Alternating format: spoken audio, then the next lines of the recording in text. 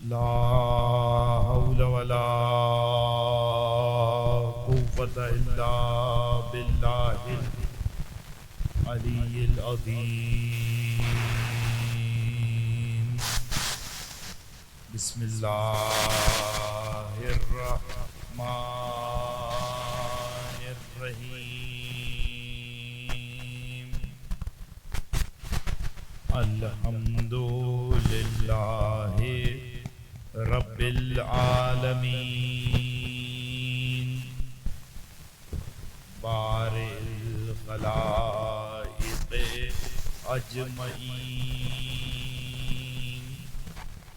ثم الصلاة والسلام والتحية والإكرام على جميع الأنبياء والمرسلين،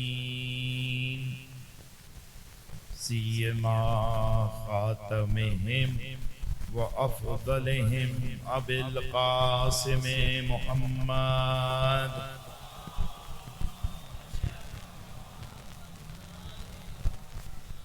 وعلى أهل بيته الأطيبين الأنجبين، سيما بقية الله في الأرضين، بهم نتولى ومن أعدائهم نتبرأ إلى الله. أما بعد، فقال الله تعالى في كتابه المجيد وفرقانه الحميد وقوله الحق. بسم الله الرحمن الرحيم. ألم تر كيف ضرب الله مثلا كلمة طيبة كشجرة طيبة أصلها ثابت وفرعها في السماء. صلوات.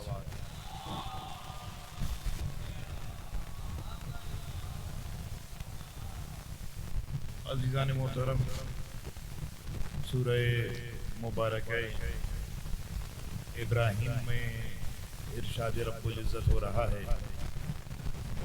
کہ کیا تم نہیں دیکھتے کہ پروردگار عالم نے کلمہ طیبہ کے لیے کیا بہترین مثال پیش کی ہے. کلمہ طیبہ جسے بعض تفاسیر میں کلمہ لا الہ الا اللہ سے تشریح کیا گیا، بعض جگہوں پر خود دین اسلام کی صورت میں اسے تشریح کیا گیا.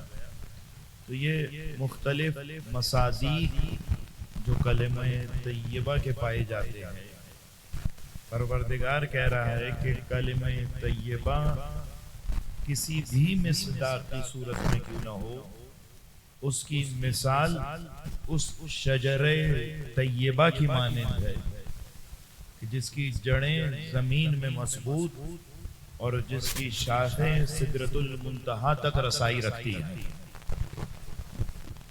اور اسی تناظر میں چونکہ روایات میں شجر طیبہ جب معصوم سے پوچھا گیا کہ معصوم شجر طیبہ کسے کہا جاتا ہے، کہ جس کی جڑیں، جس کی بنیادیں، جس کی اساس زمین میں محکم ہے اور جس کی شاخیں اور فروعات آسمانوں سے باتیں کر رہی ہے.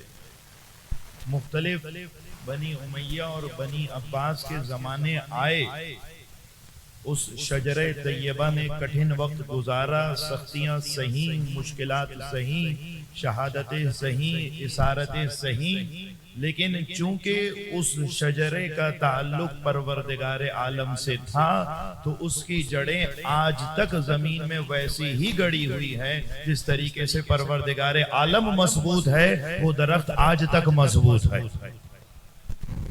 شجر طیبہ کو بنی امیہ، بنی عباس نے اکھاڑنے کی بہت کوششیں کی، بہت سے سلاطین آئے، بہت سے بادشاہ آئے، بہت سی حکومتیں آئیں، لیکن وہ سب حکومتیں اور سلاطین مر کھپ گئے، لیکن اگر زندہ ہے تو آج محمد و آل محمد کا ذکر زندہ ہے۔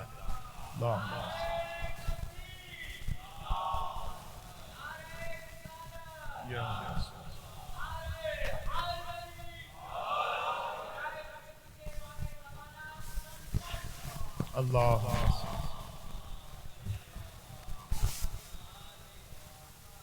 تو اس ذیل میں گزشتہ گفتگو کو ہم نے یہاں تک پہنچایا تھا کہ معصومین علیہم السلام نے دین کی تبلیغ کے لیے، دین کی ترویج کے لیے جو تدابیر اپنائی ہیں، جو حکمت ہائی عملی اپنائی ہیں، وہ ہمارے نوجوانوں کو اس لیے بھی معلوم ہونا چاہیے کہ اسے پتہ چلے کہ ائمہ اطہار نے کیا زحمتیں سہ کر دین کو پہنچایا ہے، اور اس لیے بھی معلوم ہونا چاہیے تاکہ اس نوجوان کو معلوم ہو کہ جب وہ کسی بھی عنوان اور مناسبت سے دین سے تعلق جوڑتا ہے تو آج کے زمانے میں دین کی تبلیغ اور ترویج کے لیے وہ کون سی روشوں کو اپنایا جا سکتا ہے کہ جن روشوں کی تاسیس اور بنیاد گزاری معصومین نے کی۔ اب اس ذیل میں نے گزشتہ گفتگو میں کتنی روشیں بیان کی تھی؟ 2 روش۔ مرحبا۔ پہلی روش کیا تھی؟ نفوذ، یعنی معصومین علیہ السلام نے، جو گزشتہ گفتگو میں نہیں ہے، شاید وہ اس مطلب سے قدر محروم رہ جائیں، لیکن بہرحال میں صرف 1 سے 2 سطروں میں اس کا پھر خلاصہ بتا دیتا ہوں بغیر مثالوں میں جائے۔ نفوذ کسے کہتے ہیں؟ نفوذ یہ کہ ایک دوسرے سسٹم کے اندر، ایک دوسرے نظام کے اندر آپ نے اپنا بندہ رکھا ہو جو کام اس سسٹم میں کر رہا ہو، لیکن تحفظ، مفادات کے تحفظ کی بات آئے تو آپ کے مفادات کا تحفظ کر رہا ہو، اسے کہا جاتا ہے نفوذ۔ اب نفوذ 2 طرح کے ہوتے ہیں، میں صرف ڈیفینیشن کی حد تک بتاؤں گا بغیر مثال میں جائے، کیونکہ میں نے گفتگو کو آگے بڑھانا۔ نفوذ 2 طرح کے ہوتے ہیں، ایک ہوتا ہے نفوذ عمدی، عمدی کہتے ہیں نا، توضیح المسائل میں بھی پڑھتے ہیں، عمدی اور سہوی۔ عمدی کسے کہتے ہیں؟ مثال کے طور پہ اگر کوئی کہے کہ میں نے یہ کام عمدن کیا ہے، تو عمدن کا یہاں کیا معنی ہے؟ میں نے یہ کام ہوش و حواس میں پورے ارادے کے ساتھ جان بوجھ کر کیا ہے، تو اسے عربی اور فارسی زبان میں عمدن کہا جاتا ہے۔ عمدن کے مقابلے میں آتا ہے سہون، یعنی غلطی سے ہو گیا۔ اسی لیے قتل کی بھی 2 قسمیں ہیں، آپ جا کے قضاوت کے باب میں جا کر پڑھ لیجئے۔ قتل کی 2 قسمیں، ایک قتل جو کسی نے عمدن قتل کیا ہو، یعنی ایک مرتبہ اس نے آلہ قتل کو، کیا چھری کو، کیا چاقو کو، کیا بندوق کو، وہ ایک سامنے والے شخص کے پاس لے کر گیا اور جان بوجھ کر پورے ارادے کے ساتھ ہوش و حواس میں اسے قتل کرنا چاہتا ہے، اسے کہا جاتا ہے قتل عمدی۔ اس کے مقابلے میں ایک ہوتا ہے قتل سہوی۔ مثال کے طور پہ ایک بندہ جو ہے وہ چھری تیز کر رہا تھا، لیکن چھری تیز کرتے کرتے سامنے والے کو لگ گئی اور وہ مر گیا۔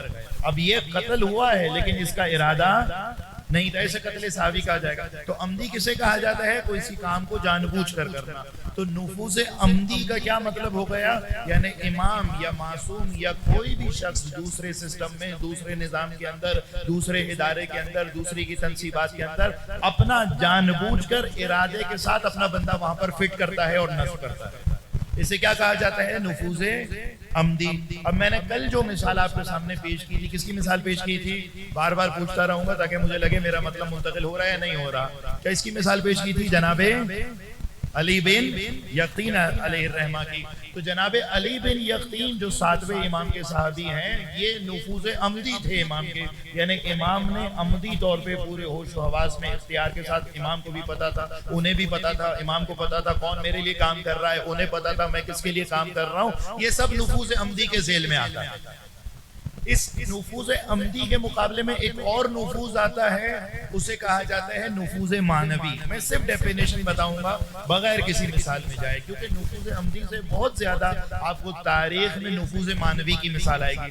نفوذ معنوی کسے کہتے ہیں؟ نفوذ معنوی اسے کہتے ہیں کہ امام نے شاید عمدی طور پہ اپنا بندہ وہاں پر نصب نہیں کیا، یا وہاں پر جسے کہ یہ فٹ نہیں کیا، وہاں پر اتارا نہیں ہے، لیکن وہ بندہ جب امام کے کردار کو دیکھتا ہے، وہ بندہ جب امام کے نسب کو دیکھتا ہے، وہ بندہ جب امام کے حسب کو دیکھتا ہے، جب وہ امام کی عبادت کو دیکھتا ہے، جب وہ امام کے اخلاق، اطوار، کردار، رفتار، گفتار کو دیکھتا ہے تو متاثر ہوئے بغیر نہیں رہ پاتا۔ جب وہ متاثر ہوتا ہے تو نتیجتاً اب وہ کس کا گرویدہ ہو جاتا ہے؟ اصل بندہ حاکم وقت کا ہوتا ہے، لیکن گرویدہ کس کا ہو جاتا ہے؟ امام معصوم کا۔ نتیجتاً اب کس کے لیے کام کر رہا ہوتا ہے؟ امام معصوم کے لیے۔ امام نے جان بوجھ کر فٹ نہیں کیا، لیکن امام کی معنویت کی وجہ سے وہ بندہ امام کے مفادات کے لیے کام کر رہا ہے۔ میں صرف تھوڑا سا اس کو اور تھوڑا سا کھولوں گا، معاف کیجئے گا، میں آج حتماً 2 اور عناوین بھی آپ کے سامنے پیش کروں گا بہت تیزی سے، لیکن اسے تھوڑا سا میں اور بیان کر دوں۔ دیکھیں 7ویں امام، امام موسیٰ کاظم علیہ السلام،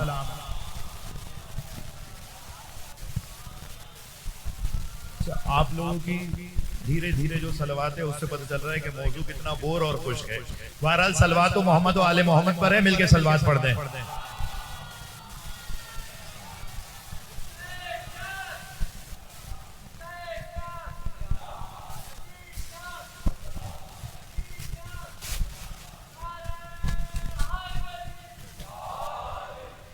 توجہات ہیں۔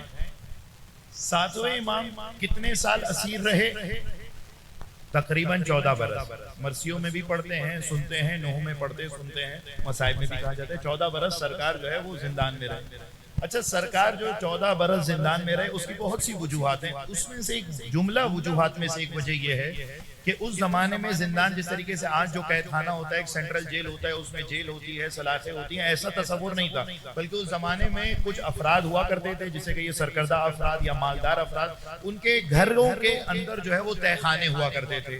ان تہہ خانوں کے اندر کنواں ہوتا تھا، کوئی کھائی ہوتی تھی، کوئی گڑھا کھودا ہوتا تھا، اور اسی گڑھے کو زندان کہا جاتا تھا، جو باقاعدہ طور پہ جیسے آپ کہیے کہ کوئی رسمی زندان ہو، کہ کوئی سینٹرل جیل ہو، بڑی ایک فصیل کھچی ہوئی ہو، وہاں پہ مینارے ہوں، وہاں پر چوکیاں بنی ہو، چوکیوں پر سپاہی کھڑے ہوں، وہاں مسلسل تعینات ہو، خاردار تارے لگی ہوں، اس قسم کے زندان کا تصور نہیں تھا۔ زندان کیا ہوتا تھا؟ ایک شخص ہوتا تھا، اس گھر کے، اس کا بڑا سا گھر ہوتا تھا، بڑے سے گھر کے پیچھے جو تہہ خانہ ہوتا تھا، تہہ خانے میں کوئی گڑھا ہوتا تھا، کوئی کنواں ہوتا تھا، اسی کنویں میں کسی شخص کو اسیر کر کے رکھا جاتا تھا، اور باہر ایک پہرے دار ہوتا تھا جو اس بندے کی نگرانی کیا کرتا تھا۔ تو اس زمانے میں زندان کا تصور یہ تھا۔ اب 7ویں امام جو 14 برس زندان میں رہے، اس کی جملہ وجوہات میں سے ایک وجہ یہ ہے کہ ہارون الرشید جس بھی شخص کے پاس امام کو اسیری کے طور پر اسیر کر کے، زندانی کر کے، قید کر کے امام اس شخص کے پاس رکھتا تھا، جب وہ شخص قریب سے آ کر امام کے اخلاق، کردار، رفتار کو دیکھا کرتا تھا، امام کی عبادت کو، ریاضت کو دیکھا کرتا تھا، جب وہ دیکھتا تھا کہ یہ عجیب شخص ہارون الرشید نے میرے سپرد کیا ہے کہ جب بھی میں آتا ہوں تو یہ سر پہ سجود ہوتا ہے، میں جب بھی آتا ہوں تو یہ صائم النہار ہوتا ہے، یا یہ روزے کی حالت میں ہوتا ہے، یا رات میں نماز تہجد کی حالت میں ہوتا ہے، تو ایسے شخص کو دیکھ کے متاثر ہوتا تھا۔ ہارون الرشید کا حکم کیا تھا کہ تم اس پر ظلم کرو، تم اس پہ کوڑے برساؤ، تم اسے شکنجہ کرو، تم اس پہ کھانے کی بندش کرو، تم اس پہ پانی کی بندش کرو، تم اسے کٹھن طریقے سے زندگی گزارو۔ لیکن جب وہ یہ دیکھتا تھا کہ یہ شخص تو بہت بڑا عبادت گزار ہے، یہ شخص تو بہت بڑا متقی ہے، یہ بہت بڑا پارسا اخلاق شخص ہے، تو نتیجتاً ہارون کی حکم عدولی کیا کرتا تھا، ہارون کے فرامین کی مخالفت کرتا تھا، اور امام کے ساتھ بہترین احترام اور اکرام کے ساتھ پیش آتا تھا۔ نتیجتاً ہارون کیا کرتا تھا؟ ہارون جب مجبور ہوتا تھا اس شخص کے آگے تو وہاں سے نکال کے امام کو دوسرے زندان میں ڈال دیتا تھا۔ دوسرے زندان میں یہی ہوا، تیسرے زندان میں ڈال دیا، اور اس طریقے سے کئی زندانوں میں امام کو پھرایا گیا، یہاں تک کہ آخر میں سندھی بن شاہ کے، جو یہودی تھا، مسلمان بھی نہیں تھا، سندھی بن شاہ کے زندان میں جب امام کو اسیر کیا گیا تو وہاں پر سندھی بن شاہ نے ہارون الرشید کے کہنے پر امام کو زہر دیا، اور پھر 14 برس بعد 25 رجب المرجب کو امام کی شہادت ہوئی۔ تو اب یہ سارے پہلے والے زندان کیوں ایسا کام نہیں کر رہے تھے جو سندھی بن شاہد نے کیا؟ اس لیے کیونکہ وہ عمدی طور، غیر عمدی طور پر امام کے نفوذ معنوی بن چکے تھے، کیونکہ امام کے اخلاق سے متاثر ہوتے تھے تو امام کے لیے نفوذی بن جاتے تھے۔ تو یہ ہے نفوذ معنوی۔ تو گزشتہ گفتگو میں نے پہلا عنوان جو آپ کے سامنے پیش کیا تھا وہ تھا نفوذ کا، جس کی 2 قسمیں بیان کی، نفوذ عمدی، نفوذ معنوی۔ دوسری روش جو میں نے گزشتہ گفتگو میں آپ کے سامنے بیان کی تھی وہ کیا تھی؟ جنون، یعنی جنون کیا مطلب؟ جنون یہ کہ امام اپنے صحابی کو کہہ رہے ہیں کہ تم سلطنت کا، بادشاہ کا، حاکم وقت کا عتاب اپنے اوپر سے گزارنے کے لیے اور بچنے کے لیے کرو تو کیا کرو، تم معاشرے میں لوگوں کے سامنے پاگل پنے کا، نفسیاتی پنے کا، مجنون ہونے کا مظاہرہ کرو، تاکہ اس طریقے سے جب تم یہ کام کرو گے تو نتیجتاً حاکم جو کام تم سے لینا چاہتا ہے، حاکم اس ارادے سے اپنے اس قصد سے منصرف ہو جائے گا، اس طریقے سے وہ عتاب جو ہم پر آنا ہوگا اس سے بھی بچ جائے گا، ہم بچ جائیں گے، اور جو عتاب تم پر آنا ہوگا تم بھی اس سے بچ جاؤ گے۔ یہ دوسری روش تھی۔ آج تیسری روش بھی میں آپ کے سامنے بیان کروں۔ وہ تیسری روش شاید بعضوں کے لیے تعجب آور ہو، لیکن میں پھر کہہ رہا ہوں کہ چونکہ ساری بات میں احادیث کی روشنی میں کر رہا ہوں، ساری بات روایات کی روشنی میں بات کر رہا ہوں، اس لیے مجھے اپنی بات کہنے میں کوئی جھجک محسوس نہیں ہوتی، لیکن چونکہ آپ کے لیے یہ سارے مطالب، بعضوں کے لیے بعض مطالب نئے ہوں گے، تو شاید آپ کہیں گے قبلہ یہ بات آپ نے کہاں سے پڑھی، یہ کس ذاکر نے کہی، یہ کس آیت اللہ نے کہی؟ تو میں یہاں پہ نہ کسی ذاکر کی بات کوٹ کر رہا ہوں، نہ میں یہاں پر کسی آیت اللہ کی بات کوٹ کر رہا ہوں، نہ یہاں پہ کسی مولانا کی بات کوٹ کر رہا ہوں۔ یہاں پر میں بات کوٹ کر رہا ہوں تو یا امام باقر کی بات کوٹ کر رہا ہوں یا امام جعفر صادق کی بات کوٹ کر رہا ہوں۔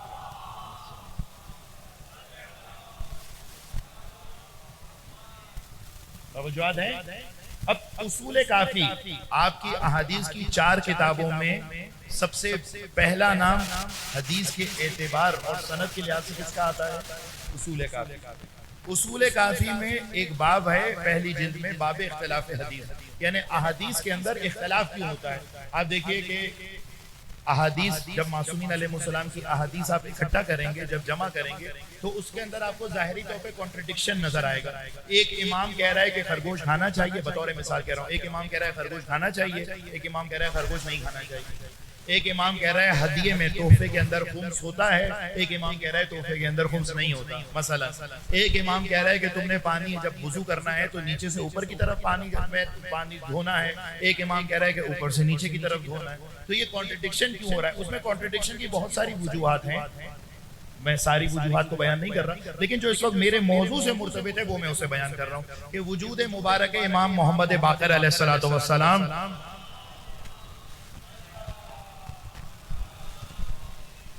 کے سامنے راوی بیٹھا ہے۔ یہ راوی کہہ رہا ہے کہ میں 5ویں سرکار کے محضر میں بیٹھا تھا، میں نے ایک موضوع سے متعلق امام سے سوال کیا۔ حدیث کہاں سے کوٹ کر رہا ہوں؟ اصول کافی سے، باب اختلاف حدیث سے۔ تو یہ راوی کہتا ہے میں 5ویں سرکار کے محضر میں تھا، میں نے ایک مرتبہ امام سے کسی موضوع سے متعلق مسئلہ پوچھا، امام نے مجھے جواب دے دیا کہ بھئی اس موضوع کا مسئلہ اور اس کا جواب جو ہے وہ یہ ہے۔ اسی محفل میں، اسی بزم میں، ابھی بزم برخاست نہیں ہوئی تھی، محفل ٹوٹی نہیں تھی، ختم نہیں ہوئی تھی، اسی محفل میں عراق سے ایک شخص آیا، یعنی اس کا مطلب یہ ہے کہ یہ راوی اور امام اس وقت مدینے میں ہیں، عراق سے امام کا چاہنے والا آیا، امام کا چاہنے والا آیا تو امام سے آ کے اسی موضوع سے متعلق سوال کیا جس موضوع سے ابھی میں نے سوال کیا، اور امام نے اس بندے کو بالکل الگ جواب دیا۔ میں نے ایک موضوع سے متعلق امام سے سوال کیا، امام نے جواب دیا، اسی بزم میں ایک اور شخص آیا، وہی موضوع تھا، وہی سوال تھا، امام نے بالکل 180 ڈگری الگ جواب دیا۔ اب میرے اندر تجسس، اضطراب، میں نے کہا کہ بھئی فرزند رسول یہ کیسی بات ہے کہ ایک ہی زمانے میں ایک ہی چیز یا حلال ہوگی یا حرام ہوگی، یا یہ بات مشرق ہوگا یا مغرب ہوگا، یا شب ہوگی یا دن ہوگا، آپ ایک ہی موضوع سے متعلق 2 بندوں کو الگ الگ جواب دے رہے ہیں۔ لیکن میں نے اپنے اس اضطراب کا امام کے سامنے اظہار نہیں کیا، میں خاموش رہا۔ کچھ ہی دیر گزرنے کے بعد تیسرا شخص آیا، عجیب اتفاق یہ تھا کہ اس شخص نے بھی اسی موضوع سے متعلق سوال کیا۔ اب امام نے اس کو بھی ایک الگ جواب دیا، یعنی اب ایک موضوع سے متعلق امام کے کتنے جواب ہو گئے؟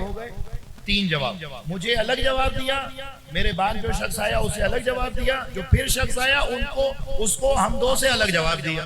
اب جب وہ 2 بندے چلے گئے تو میں نے امام سے دستے دست جوڑ کے کہا کہ فرزند رسول یہ بات میں نے عجیب امر آپ سے دیکھا، لا محالہ طور پہ ایک چیز کی نسبت پروردگار عالم کے پاس ایک ہی حکم ہوگا، لیکن آپ نے ایک ہی موضوع کی نسبت ایک ہی سوال کے بارے میں 3 الگ الگ جواب دیے، اس کی کیا وجہ ہے؟ تو امام نے کہا کہ اے راوی، اے سائل، میں نے یہ کام جان بوجھ کر کیا ہے۔ توجہ فرمائیے، یعنی امام کے کلام میں کنٹرڈکشن بہت ساری وجوہات ہیں، امام کے کلام میں ٹکراؤ بہت ساری وجوہات ہیں، لیکن ٹکراؤ کی، کانٹرڈکشن کی، ضد و نقیض کی، تضاد کی جملہ وجوہات میں سے ایک وجہ خود امام ہی کی جانب سے ہے، یعنی امام نے اپنے کلام کے اندر، اپنی احادیث کے اندر یہ کانٹرڈکشن ایجاد کرایا ہے۔ اب ایک مرتبہ اس راوی نے کہا کہ فرزند رسول آپ نے سب کو الگ الگ کیوں جواب دیا؟ تو امام فرماتے، پانچویں سرکار فرماتے ہیں کہ یہ میں نے سب کو الگ الگ اس لیے جواب دیا، اس لیے کیونکہ یہ الگ الگ جواب دینا اور کلام میں تعدد ہونا، تضاد ہونا، در حقیقت ہماری بھی اس میں بھلائی ہے اور تمہاری بھی بھلائی ہے، اس میں ہماری بھی بقا ہے اور تمہاری بھی بقا ہے۔ اب آپ کے ذہن میں یقیناً سوال آئے گا کہ کلام میں کانٹرڈکشن، سب کو الگ الگ جواب دے رہے ہیں، اس میں کیسے بھلائی ہے، اس میں کیسے بقا ہے، اس میں کیسے ہمارا بچاؤ اور تحفظ اور سیکیورٹی ہے؟ تو امام فرماتے ہیں کہ اے سائل، اے پوچھنے والے میرے صحابی، اگر میں ہر ایک کو ایک ہی جواب دیتا اور تمہارے مخالفین جان لیتے کہ محمد باقر کے شیعہ اور جعفر صادق کے شیعہ سارے ون پیج پر ہیں، سب کے پاس ایک مسئلے کا، ایک سوال کا ایک ہی جواب ہے، سب کے اندر ایک اتحاد پایا جاتا ہے، سب کے اندر ایک وحدت پائی جاتی ہے، سب کے اندر ایک یکسانگی پائی جاتی ہے، تو نتیجتاً دشمن ہماری جانب متوجہ ہو جاتا، دشمن تمہیں بھی قتل کر دیتا، دشمن ہمیں بھی قتل کر دیتا۔ لہٰذا ہم نے اپنی بقا اور تمہاری بقا کے لیے اس تفریق کو اور اختلاف کلام کو ایک، جسے کہیے ایک چادر کے طور پہ، کور کے طور پر استعمال کیا تاکہ اس ذریعے سے تمہیں بھی بچا سکیں اور خود کو بھی بچا سکیں۔ اب آپ دیکھیں میرے ساتھ ہیں آپ کی توجہات، امام کے کلام میں کانٹرڈکشن ہے، لیکن یہ کانٹرڈکشن کون ایجاد کر رہا ہے؟ وجوہات اور بھی ہیں، لیکن جملہ وجوہات میں سے ایک وجہ یہ کہ امام خود اپنے کلام میں یہ کانٹرڈکشن ایجاد کر رہے ہیں۔ کیوں ایجاد کر رہے ہیں؟ کیونکہ اگر سب ون پیج پر ہوں گے امام کے چاہنے والے تو دشمن آپ کی جانب متوجہ ہو جائے گا۔ اس توجہ کو توڑنے کے لیے، اس کی توجہ کو خود کی جانب متوجہ کرنے کے لیے، اپنی جانب مشغول کرنے کے لیے امام نے کیا روش اپنائی، امام نے کیا حکمت عمل کہ اپنے کلام میں، اپنی احادیث میں ٹکراؤ رکھا جائے۔ یہ ٹکراؤ رکھا جائے گا تو نتیجتاً دشمن جو ہے وہ وحدت کو نہیں دیکھ پائے گا، جب وحدت کو نہیں دیکھے گا، ظاہری طور پر اختلاف کو دیکھے گا، تو اس کے اندر جو دشمنی اور عداوت کے عزائم ہیں وہ اس قدر مشتعل نہیں ہوں گے، ٹھنڈے پڑ جائیں۔ اس طریقے سے، یعنی کلام میں، اب میں اس کو عنوان دے رہا ہوں تاکہ آگے کی گفتگو کے لیے مجھے آسانی ہو جائے، کلام میں اختلاف۔ پہلی روش کیا تھی جس ذریعے سے امام نے اپنے کام کو آگے بڑھایا، خود کو اور اپنے چاہنے والوں کو پروٹیکشن دی؟ نفوذ۔ دوسرا عنوان کیا تھا؟ جنون۔ تیسرا عنوان کیا ہے؟ کلام کے اندر اختلاف رکھنا، یہ تیسری وجہ۔ چوتھی وجہ یہ وہ بھی بہت عجیب وجہ ہے، وہ یہ کہ اپنے اصحاب سے اظہار براءت کرنا۔ توجہات ہیں آپ کی میرے ساتھ بہت؟ اب یقین جانیے کہ ائمہ معصومین علیہ السلام کی جانب سے اگر آپ کوئی سیاست کا کورس اور نصاب تدوین کریں گے نا تو یہ سارے مندرجات اس میں آ جائیں گے۔ یعنی یہ امام بتا رہے ہیں کہ تمہیں گھٹن والے معاشرے میں، سخت ترین معاشرے میں، کٹھن ترین معاشرے میں، اختناق کے زمانے میں، تمہیں اگر کرفیو کے زمانے میں، سختیوں کے زمانے میں اگر اپنے آپ کو آگے بڑھانا ہے، خود کو بھی باقی رکھنا ہے، اپنے دین کو بھی آگے پہنچانا ہے، تو اس کی روش اور طریقہ کار کیا ہے وہ امام بتا رہے ہیں۔ چوتھی وجہ میں نے کیا بتائی؟ اپنے چاہنے والوں سے اظہار براءت کرنا۔ اب میں آپ کو بتا دیتا ہوں، چھٹے سرکار امام جعفر صادق علیہ السلام،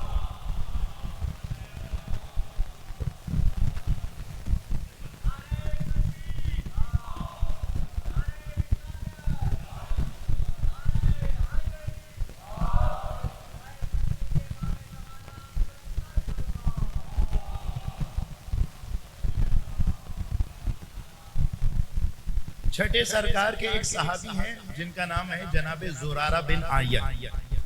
جناب زرارہ بن عین، اب میں جناب زرارہ بن عین کی آپ کو فضیلت سنا دیتا ہوں۔ جناب زرارہ بن عین کی فضیلت یہ ہے کہ جناب زرارہ بن عین کے بارے میں چھٹے سرکار فرماتے ہیں کہ اگر زرارہ جیسا صحابی ہمارے پاس نہ ہوتا تو میرے والد کی ساری حدیثیں ضائع ہو جاتی۔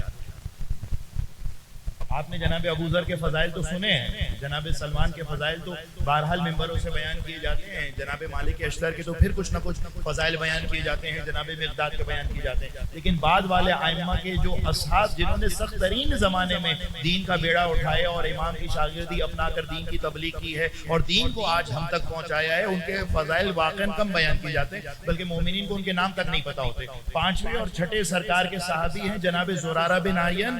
سرکار کہہ رہے ہیں، چھٹے سرکار کہہ رہے ہیں ان کے بارے میں کہ اگر زرارہ نہ ہوتے تو میرے والد کا سارا دین ضائع ہو جاتا. جو میرے والد نے احادیث لوگوں تک پہنچائی تھی، جو کلام لوگوں تک پہنچایا تھا، جو سیرت رسول لوگوں تک پہنچائی تھی، جو اپنے اجداد کے کردار کو، گفتار کو، رفتار کو لوگوں تک بیان کیا تھا، وہ سب کا سب ضائع ہو جاتا اگر زرارہ نہ ہوتے. آپ اس مقام، اس صحابی کا مقام اندازہ کر رہے ہیں. یہ ایک میں نے آپ کو فضیلت کی حدیث سنائی. ایک صلوات پڑھیے محمد والے محمد پر.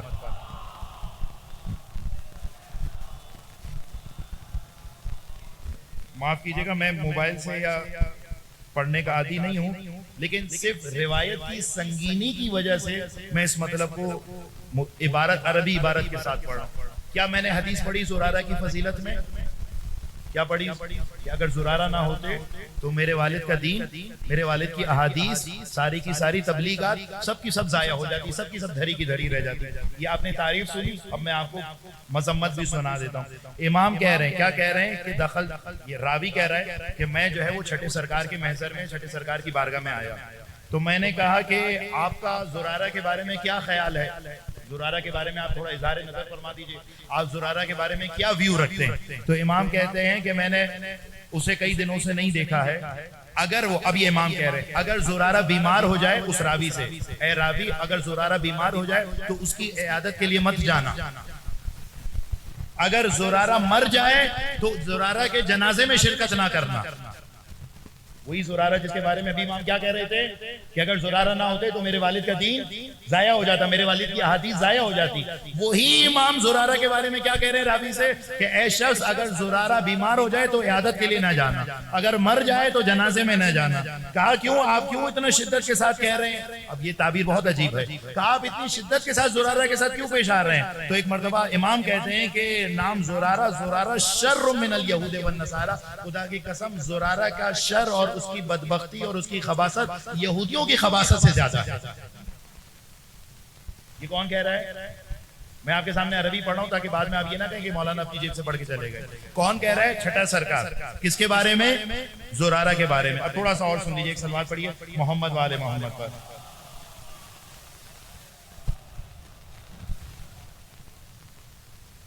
اب ایک اور فضیلت سنا دیتا ہوں تاکہ میں آپ کو اس فضا میں لے کر آ جاؤں جس فضا میں یہ مسئلہ پیش آ رہا ہے.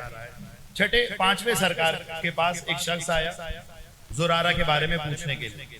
تو پانچویں سرکار نے ایک مرتبہ یہ بات کہی کہ جو تم زرارہ سے متعلق ایک شخص آیا پانچویں سرکار کے پاس، کیا سرکار زرارہ نے اس بارے میں یہ بات کہی ہے، آپ کا کیا خیال ہے اس بارے میں؟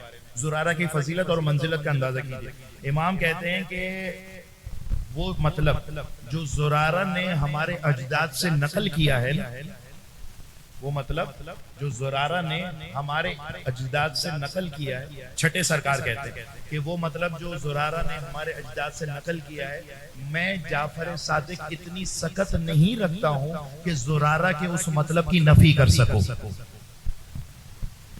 یہ کون کہہ رہا ہے؟ چھٹے سرکار. کس کے بارے میں؟ اپنے والد کے صحابی کے بارے میں، کہ وہ مطلب جو زرارہ نقل کر رہے ہیں، میں جعفر صادق اتنی جرت نہیں رکھتا ہوں کہ میں زرارہ کی بات کی نفی کر سکوں. اس کا قطعاً یہ مطلب نہیں ہے کہ زرارہ مقام عصمت پر ہے یا زرارہ معصوم ہو گئے یا زرارہ 13ویں معصوم ہو گئے، اور نہ اس کا یہ مطلب ہے کہ امام معصوم اپنے آپ کو رسوا کر رہے ہیں، اپنے آپ کو جسے کہیے کہ ذلت سے متصف کر رہے ہیں. نہیں، امام معصوم معصوم ہے، وہ سب سے بالائے طاق ہے، لیکن امام سامنے والے مخاطب کو زرارہ کی اہمیت اور اندازہ بتانے کے لیے، اس کی قدر کا اندازہ بتانے کے لیے کیا تعبیر استعمال کر رہے ہیں کہ میں امام معصوم زرارہ کی نفی نہیں کر سکتا. یہ امام کہہ رہے ہیں زرارہ کے بارے میں. یہ زرارہ کی تعریف سن لی آپ نے. اب ایک اور روایت سن لیجئے، ایک صلوات پڑھیے محمد والے محمد پر.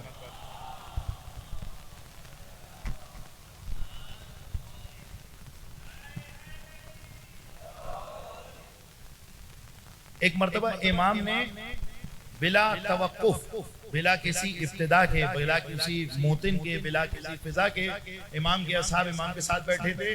امام نے زور سے کہنا شروع کیا، لعن اللہ زرارہ، لعن اللہ زرارہ، لعن اللہ زرارہ. پروردگار عالم کی لعنت ہو زرارہ ابن عین پہ، پروردگار عالم کی لعنت ہو زرارہ ابن عین پہ، پروردگار عالم کی لعنت ہو زرارہ ابن عین پہ.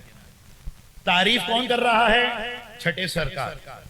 مذمت کون کر رہا ہے؟ چھٹے سرکار. اب یہ بظاہر کانٹرڈکشن ہے یا نہیں ہے؟ میں نے عنوان کیا دیا تھا اس چوتھے مطلب کے لیے؟ کیا عنوان دیا تھا؟ امام نے کیسے دین کی تبلیغ کی، کیسے دین کی ترویج کی؟ اپنے اصحاب سے اظہار برات کر کے. اب آئیے، زرارہ کے ایک فرزند ہے، زرارہ کے فرزند نے جب امام کی زبانی، جب امام سے بار بار لوگوں نے کہا کہ بھئی تمہارے والد کو تو امام لعنت بھیج رہے ہیں، تمہارے والد سے تو امام اظہار برات کر رہے ہیں، تو ایک مرتبہ یہ زرارہ کا بیٹا چھٹے سرکار کے پاس آتا ہے اور کہتا ہے کہ فرزند رسول، میرے والد نے تو آپ کے اجداد کی اتنی خدمت کی ہے، کون سی ایسی خدمت ہے جس میں میرے والد نے آپ کے لیے کسر رکھی ہو، کوئی کمی رکھی ہو، تو اس کے باوجود بھی آپ جو ہے میرے والد سے اس قدر برات کر رہے ہیں، میرے والد سے اس قدر اظہار نفرت کر رہے ہیں، اور ملأ عام میں جا کر لوگوں کو بتا رہے ہیں کہ یہ زرارہ ایسا تھا، زرارہ کا شر یہودیوں سے بھی بدتر ہے، زرارہ بے پروردگار کی لعنت. تو اس کی وجہ کیا ہے؟ میرے والد نے تو آپ کے ساتھ وفاداری میں اور ایثار میں کہیں کمی نہیں رکھی. اب سرکار بیان فرماتے ہیں کہ اے زرارہ کے فرزند، یہ بات سن، دیکھ بنی عباس کے جاسوس مکمل طور پر مجھے نگرانی میں رکھے ہوئے ہیں، اور ہر وہ انسان، توجہ فرمائیے گا، ہر وہ انسان جو کسی بھی اعتبار سے مجھ سے تعلق جوڑے ہوئے ہے، جو مجھ سے وابستہ ہے، وہ عتاب جو بنی عباس کا مجھ پر آ رہا ہے، اگر وہ تعلق جوڑنے والے اور جوڑنے والے کو دیکھ لیں تو وہ عتاب اس پر بھی آ جائے گا. تو ہم زرارہ کے تحفظ کے لیے، تاکہ زرارہ آسانی کے ساتھ دین کی تبلیغ کرتے رہیں، دین کی ترویج کرتے رہیں، آسانی کے ساتھ احادیث کو منتقل کرتے رہیں، سینہ بسینہ اصحاب کی تربیت کرتے رہیں، شاگردوں کی تربیت کرتے رہیں، ہم نے اس زرارہ کو بنی عباس کے عتاب سے بچانے کے لیے حکمت عملی کیا بنائی ہے کہ ہم زرارہ سے اظہار براءت کریں، تاکہ حکومت کی جانب سے زرارہ کو کچھ سکون مل جائے.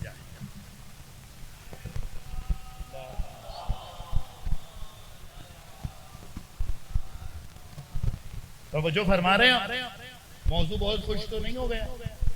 امام زرارہ سے برات کر رہے ہیں، جبکہ ایک جانب اس کی فضیلت بھی پڑھ رہے ہیں، دوسری جانب اس سے نفرت کا اظہار بھی کر رہے ہیں. لیکن کیوں کر رہے ہیں؟ زرارہ کے بیٹے کو یہ راز بتایا کہ ہم یہ اس لیے کر رہے ہیں کہ اگر یہ نہ کریں تو جس طریقے سے حاکم وقت ہمیں نظر میں رکھے ہوئے ہے، زرارہ بھی نظروں میں آ جائے.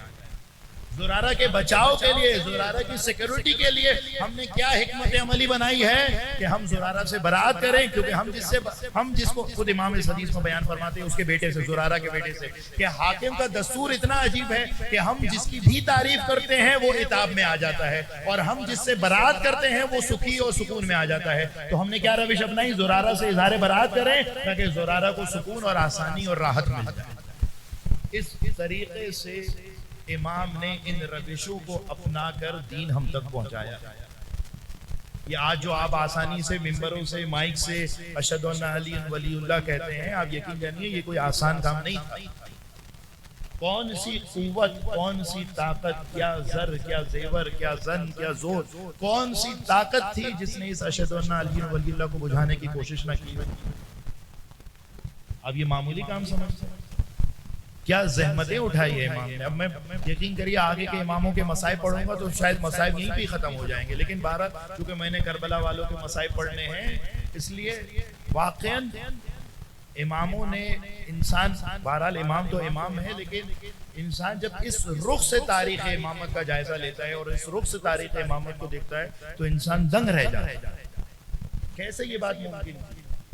آپ دیکھیے خود یہ بات کہ حسین ابن علی کی شہادت جس غم کے لیے آپ سیاہ پوش ہو گئے ہیں، آپ اس فرش عزا پر آ گئے ہیں، اپنی تمام مصروفیات کو چھوڑ کر، ترک کر کے، ان سے صرف نظر کر کے، خاندانی ضروریات، مشکلات، پریشانی سب کو آپ نے ترک کر کے کہا کہ نہیں، چونکہ ایام عزا ہیں، حسین ابن علی کے سوگ کے دن ہیں، اس لیے میں فرش عزا پر جاؤں.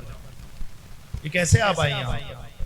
کیا حسین ابن علی، آپ مجھے بتائیے تھوڑی سی تاریخ تو سب جانتے ہیں، کیا حسین ابن علی مدینہ منورہ کے شہر میں شہید ہوئے تھے؟ مدینہ میں تو نہیں شہید ہوئے تھے. کیا حسین ابن علی مکہ کے شور میں، اس رش میں، اس ازدحام میں شہید ہوئے تھے؟ وہاں تو نہیں شہید ہوئے. کہاں شہید ہوئے تھے حسین ابن علی؟ کربلا کے صحرا میں. کربلا کسی عنوان سے شہر نہیں تھا. کربلا آج تو ماشاءاللہ آپ دیکھتے ہیں اتنی رونق ہے، اتنا بڑا شہر بن چکا ہے، اتنے زرق برق ہیں، سب کچھ ہے، لیکن یہ تو آج بنا ہے حسین ابن علی کی شہادت کے مرہون میں. لیکن اس زمانے میں کربلا صرف اور صرف صحرا تھا. لیکن کس طریقے سے اس حسین کے خون کی سرخی آج پوری دنیا میں پھیل چکی ہے. میں یہ اکثر جملہ کہتا ہوں کہ کربلا میں ہی رہ جاتی اگر زینب کبریٰ نہ ہوتی. کیسے میں نے شہزادی کا نام لیا آپ کی آہیں بلند ہو گئی. دیکھیے شہزادی کونین کی ابھی بھائی نے حدیث قصہ پڑھی تو حدیث قصہ میں شہزادی کے بار بار فضائل آتے ہیں. شہزادی کے مصائب بھی بہت ہیں. شہزادی کونین کے خود شہزادی نے کہا کہ مجھ پر اتنے مصائب ڈھائے گئے کہ اگر روز روشن پر پڑتے تو وہ تاریک راتوں میں تبدیل ہو جاتی. لیکن ان سارے مصائب کے باوجود کسی نے بھی شہزادی کونین کو ام المصائب لقب نہیں دیا ہے. اس کا لقب ہے ام المصائب ثانیہ زہرا. جانتے ہیں کیا وجہ؟ بہت سی وجہ نقل کی گئی ہے لیکن ایک وجہ یہ بھی ہو سکتی ہے وہ یہ کہ جب شہزادی کونین مدینے کی مسجد میں دربار میں اپنا حق مانگنے آئی تھی نا تو ایک شخص نے کہہ دیا تھا کہ بنت رسول دربار آئی رہی ہے, بنت رسول کی حرمت کے لیے درمیان میں پردہ لگا دیا جائے. اجرکم علی اللہ اجرکم علی اللہ. لیکن جب ثانیہ زہرا دربار کوفہ گئی ہے, جب بازار کوفہ سے گزری ہے, جب بازار شام سے گزری ہے تو مسلمانوں نے پردہ تو نہ لگایا بلکہ جس چادر سے سر کو چھپایا تھا وہ چادریں بھی چھین لی ہے. اجرکم علی اللہ. ایک نوحے کے 2 سے 3 بند تو آپ سبھی کے ذہن میں ہوں گے کہ علی کے شہر کوفہ میں سما زینب پہ یہ آیا, کجا برقع شریعت کہا ردا کا بھی نہیں سایا, جنازہ جس کی مادر کا اٹھا تھا پردہ شب میں زمانہ اس کی بیٹی کو سرے بازار لے آیا. اجرکم علی اللہ اجرکم علی اللہ. اسی کوفہ کے بارے میں شاعر ایک اور شعر کہتا ہے کہ سجے ہیں بامدر کوفہ میں آمد ہے اسیروں کی, تماشا آل احمد کا مسلمہ دیکھنے آیا. اور یہ آخری شعر تو خدا کی قسم قیامت کا لکھ دیا. کہا سجاد سے زینب نے رو کر یہ تو بتلاؤ, ارے نجف سے لے کے چادر کیوں میرا بابا نہیں آیا. اجرکم علی اللہ اجرکم علی اللہ. بس ایک منزل اور سن لیجیے اور گفتگو تمام. جانتے ہیں دیکھیں دنیا میں جنگیں جب ہوتی ہیں تو مختلف اسیروں کو لایا جاتا ہے. دنیا میں ورلڈ وار 1 میں ورلڈ وار 2 میں ہمیشہ اسیر تو کیے جاتے ہیں لیکن جب بھی کسی جنگ میں اسیروں کو لایا جاتا ہے تو اسیروں کو جس رسن میں باندھ کر لایا جاتا ہے وہ افراد سارے ایک قد کے ہوتے ہیں. اللہ کی قسم میں یہ قیامت کا جملہ کہہ گیا, وہ سارے افراد ایک قد کے ہوتے ہیں لیکن آل محمد کے اسیروں پر یہ ظلم ڈھایا گیا تھا کہ ان رسن میں ان رسیوں میں ایک تمہاری ثانیہ زہرا طویل القامت تھی اور ایک حسین کی یتیمہ سکینہ تھی. ارے جب بھی زینب اپنا قد اونچا کرتی تو سکینہ کی گردن گھٹنے لگتی تھی. زینب کبریٰ نے کربلا سے کوفہ اور کوفہ سے شام تک کمر جھکا کر سفر کیا تاکہ حسین کی یتیمہ کو کچھ سکھ مل جائے. ارے یہی وجہ ہے جب زینب واپس مدینے پہنچی ایک مرتبہ جب اپنے گھر آئی عبداللہ ابن جعفر نے کہا اے بی بی میں نے تجھے پہچانا نہیں, بال سفید ہے, کمر جھک گئی ہے. زینب نے کہا عبداللہ میں زینب ہوں.